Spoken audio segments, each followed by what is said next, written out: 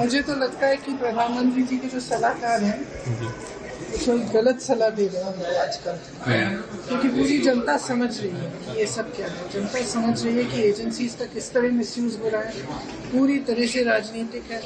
मैं सोच रही थी कि आमतौर से चुनाव के एकदम पहले ये सब कार्रवाई शुरू है, तो अब आजकल क्या रीज़न है पता नहीं, शायद उनको गलत सलाह मिल रही है, क्योंकि जनता सच्चाई देख रही है। हम कहा जा रहा है कि बार बार आप बुला रहे हो, फिजूल की बातों पे बुला रहे हो। ये कोई सवाल है मेरे पति से आप पूछ रहे कि आपने 17 साल पहले अपनी माँ को 4 लाख रुपए क्यों दिए? जी, ये कोई सवाल है?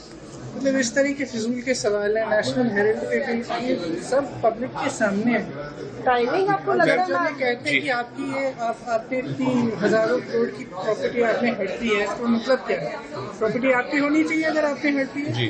2000 करोड़ तो अगर उस प्रॉपर्टी को आप ना बेच सकते हैं, ना रेंट कर सकते हैं, आप मर जाएंगे तो ना आप जायदाद में दे सकते हैं, तो जब उस पर कोई ओनरशिप है ही नहीं तो उसके हड़पने का क्या सवाल है? लेकिन मैम कहा जा रहा है सब मतलब एकदम पूरी तरह से ये झूठे इल्जाम है और ये सारा सिर्फ राजनीतिक उस पर किया जा रहा है। और एजेंसीज में भी मैं बैठी थी दो घंटों बिल्कुल, आप तो वहाँ पर थे ईडी में जी।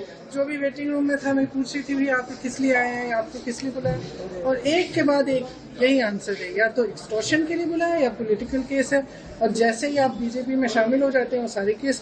मैम आपका कहना है कि एजेंसी का मिसयूज हो रहा है? मेरे ख्याल से प्रधानमंत्री जी को अपनी स्ट्रैटेजी रिवाइज करनी चाहिए, अब चल नहीं रही है। समन किया जाता है, वो बैठते हैं। मैं भी गई थी माँ के साथ, मैंने देखा कितने घंटों के लिए आप एक 77 साल की महिला को ऐसे बिठाएंगे जिन्होंने अपना जीवन दिया इस देश के लिए, जो हमेशा सिर्फ देश की भलाई के लिए उन्होंने सेवा की है।